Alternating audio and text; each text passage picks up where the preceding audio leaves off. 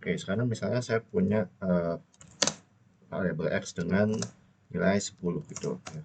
Ini kemudian saya ingin menerapkan percabangan. Misal jika x lebih dari 5 atau x lebih dari 10, saya buat 20 deh.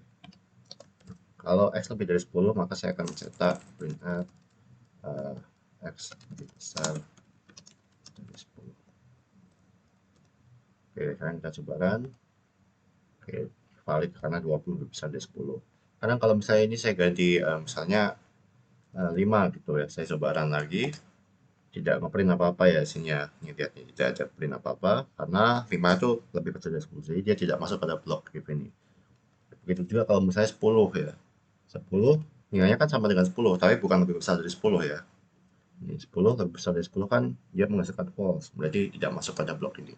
Karena kalau misalnya saya taruh lagi nih if nih. If x lebih besar dari 5, printf x lebih besar dari 5. Nah, ini saya kasih enter ya, slash n, biar rapi outputnya. Oke, sekarang saya coba run lagi. Nah, di sini keluar nih, x lebih besar dari 5. Ya. Tapi yang atas nggak keluar nih, x lebih besar dari 10, karena dia tidak memenuhi kondisi yang ini. Sekarang kalau misalnya saya atur 20 tuh, ya, saya clear screen, saya run lagi. Nah ini, dua-duanya keren ya. Karena 20 itu lebih besar dari 10 dan 20 itu lebih besar dari 5.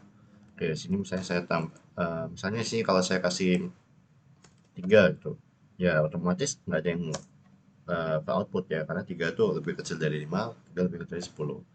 Nah, misalnya sini terakhir saya kasih if x lebih besar dari misalnya 0 gitu ya.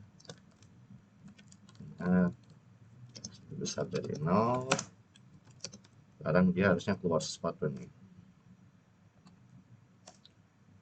Ya, x lebih besar dari 0 ya, karena 3 itu lebih besar dari 0. Sekarang kalau misalnya saya output 6 gitu ya, sini bakal keluar x lebih besar dari 0, x lebih besar dari 5, karena dia memenuhi dua persyaratan ini ya, dua persyaratan ini terpenuhi. Oke, sekarang misalnya sini saya ganti 30 gitu ya, tiga-tiganya bakal keprint karena dia memenuhi 3 blok persabangan itu. Oke, itu adalah kalau statementnya if ya, if semuanya. Sekarang kalau kita melibatkan else, ini saya kasih else if, saya kasih else if, saya kasih else, atau enggak, saya nggak kasih else dulu deh, langsung aja. Nah, dia yang kecetak hanya satu doang. Kenapa? Karena if else if ini seolah-olah dia dari satu blok.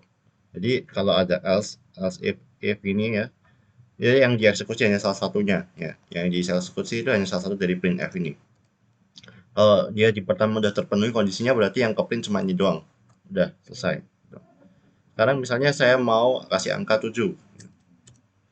Ini saya coba run lagi. X lebih besar dari 5 ya. Jadi di sini dia gagal, kondisinya ketolak. Terus dia pindah ke sini, 7 lebih besar dari 5. Berhasil dia, kecetak yang ini. Terus yang ini kenapa gak kecetak padahal 7 lebih besar dari 0? Karena ini else if. Ya, dia sambung tuh. Rasa yang tersambung, jadi yang dieksekusi hanya salah satu aja. Begitu juga kalau misalnya saya tiga itu, ya yang tereksekusi yang paling bawah ya, jelas ya. Ini bisa dibuktiin nih.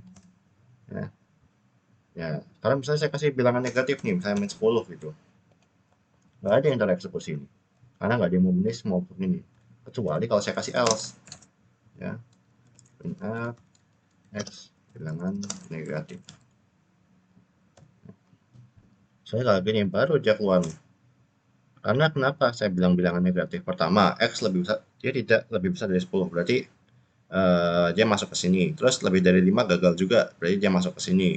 Ternyata lebih dari 0 juga gagal juga, baru dia masuk sini nih ya. Jadi kalau ketiga blok ini dia bernilai false semua, berarti otomatis ini kecetak. Nah, dan uniknya nih, kalau kalian menerapkan if, else if, dan else, pasti ada salah satu blok yang tereksekusi. Pokoknya ada if dan else deh. Ya, penting ada else dan ada if, salah satu blok pasti tereksekusi.